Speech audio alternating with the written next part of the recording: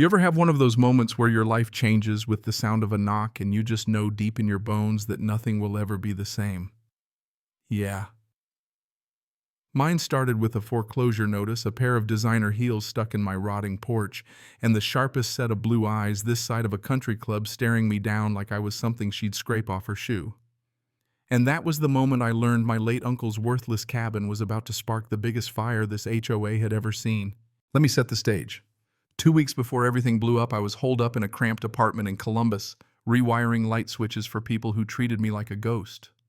I was 6 months divorced, broke as a joke, wondering if 47 was too old to start over. My ex kept the house, I kept the debt, and my little electrical contracting business barely kept the lights on, literally. Then Uncle Ezra kicked the bucket. Family black sheep lived alone out in the woods, sent Christmas cards with no return address, and always scribbled some cryptic advice about never letting them steal what's ours. Last I saw him, I was 12, he and my dad fighting over some family land deal nobody ever explained. I barely remembered the guy. So when his lawyer called to say I'd inherited his cabin in rural Madison County, it sounded like the world's saddest consolation prize. I figured I'd inherited about 2 acres of nothing and a tax bill I couldn't afford. The drive out there nearly rattled my old pickup apart, back roads winding through nowhere, potholes big enough to eat a tire. When I finally pulled up, the place looked like it belonged in a horror movie. Sagging roof porch steps ready to cave, paint peeling so bad the wood just looked tired. But the quiet, man. No traffic, no neighbors screaming through walls, just the wind and a creek somewhere out in the pines. Air so clean it made my city lungs ache. Inside it was all dusty sheets and the kind of mouse turds that tell you you've been left alone a while. But I could see the bones, hand-hewn beams, old stone foundation, real craftsmanship, back when men built things to outlast them. There was a letter on the kitchen table, Ezra's spidery handwriting. Sawyer, don't let them steal what's rightfully ours. Check the trunk. The truth's been waiting long enough. EB. That was the start of it. I spent the next week making it livable, fixing old wiring, patching holes, clearing out junk until I could breathe. Now, the closest neighbors were supposed to be some swanky development called Millbrook Estates. But the forest was thick, couldn't see a soul. I thought maybe I'd finally found a little peace. That's when Cordelia Ashworth landed on my porch, white Tesla, perfect hair blazer, so crisp it hurt my eyes. She hands me a card so fancy you could slice bread with it. President of the Millbrook Estates Homeowners Association, she tells me, like it's supposed to impress. Then she hits me with it. This cabin violates our standards. You've got 30 days to tear it down, or we'll do it for you and bill you for the privilege. Her smile had shark teeth. I tried to tell her precious neighborhood wasn't even visible from here. Didn't matter. She'd already decided I was a blight on the landscape. As she's waving her fancy papers, I spot Ezra's old trunk behind her. When she leaves, I pop it open, and right on top, under a pile of maps and deeds, is a faded railroad document from 1872, 1,500 acres.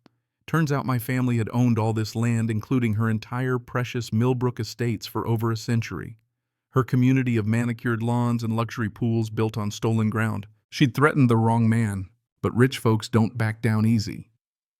3 days later, a county inspector shows up, hands me a stack of violations thick enough to knock out a mule. 14 infractions, $47,000 in fines. Everything from unpermitted electrical to inadequate stormwater management, all supposedly from anonymous complaints.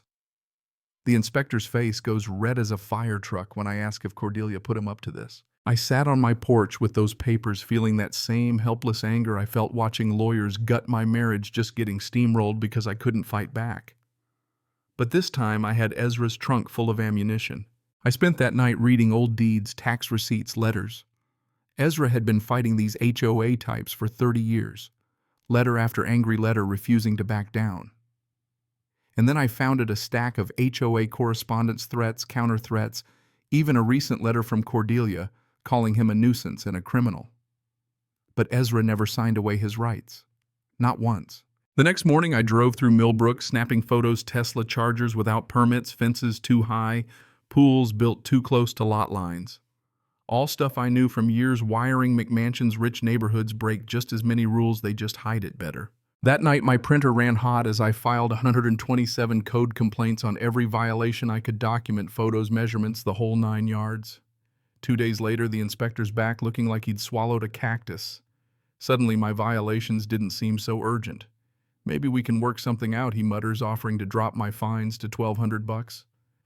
Sure, Dale, as long as everyone plays by the same rules. But Cordelia wasn't done.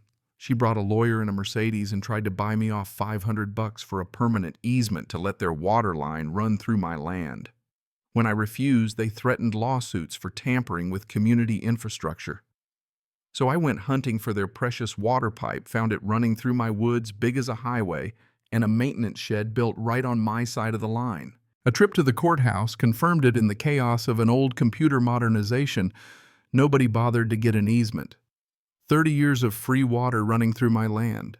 I ran the numbers: over $192,000 owed in back rent alone. When I called their lawyer and quoted my terms, you could hear the blood draining from his face through the phone. That's when the real twist came.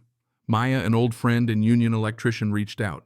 Turns out the contractor who built half of Millbrook had stiffed dozens of workers $340,000 in stolen wages, and Cordelia had been the lawyer behind the contracts. Now I wasn't just fighting for my land, I was standing up for every working stiff they'd ever screwed. Then Cordelia tried to kill me in the court of public opinion. She sent newsletters around, painted me as a dangerous, unstable recluse, dragged up my divorce, my business troubles, even my therapy sessions after my ex ran off. Facebook blew up with rumors, meth labs, violence, the whole 9 yards. But she forgot that folks in small towns don't like being talked down to, especially not by outsiders in pearls. Maya's union buddies rallied, sharing stories of wage theft, pointing reporters my way. Then we dug deeper, found records linking Cordelia to a spider web of shell companies, shady land deals, and systematic property theft going back decades. Ezra had tracked everything, leaving me a roadmap to take her down. It all came to a head when we took the evidence to Judge Patricia Moreno, retired, sharp as a tack with a taste for exposing crooks. She laid out my nuclear option. I could demand eviction, or I could play it smart, set market rate ground rent, and force the HOA to pay up while the feds sorted through the mess. $4 million a year by her math. We sent certified letters to every homeowner, explained the situation, gave them 30 days to negotiate. When Cordelia tried one last time to control the story, smear campaigns, fake health complaints, even a private eye digging into my past, every bit backfired. The investigator found nothing but a messy divorce and a stubborn streak, so Cordelia stiffed him too. Then her lawyer tried some legal gymnastics, claiming adverse possession. Judge Moreno shot that down so hard I swear the room shook. Meanwhile, Marcus, an investigative reporter, and Maya uncovered years of unreported consulting payments. Cordelia had been skimming money from both ends, stealing from her own residents while pocketing hush money from the contractors. The IRS jumped in, then the feds, wage theft, mail fraud, RICO, you name it. The real beauty came at the town hall. Cordelia put on a show, PowerPoint sob stories, warnings about outsiders ruining the American dream. But the community had wised up. Retired teachers, plumbers, even the sheriff stood up and called her out, armed with deeds and audit reports. When Cordelia finally cracked, shouting about conspiracies and storming out on live TV, the crowd voted to remove her as president and start real negotiations. That right there was justice. 5 months later, I watched the sun rise over a valley that was finally mine. The community bought their land rights, paying fair prices over time. I kept enough forest for peace and memory, set up scholarships in Ezra's name, and invested in the town, new roads, better water, high-speed internet, even a real community center. Maya's union helped bring in apprenticeships and skills training for local kids. Cordelia. Last I heard, she'd moved to Florida, lost her law license, and was selling condos to snowbirds in a Honda Civic. Funny how karma comes around. Karma. And me, I'm still in the cabin business, booming from word of mouth.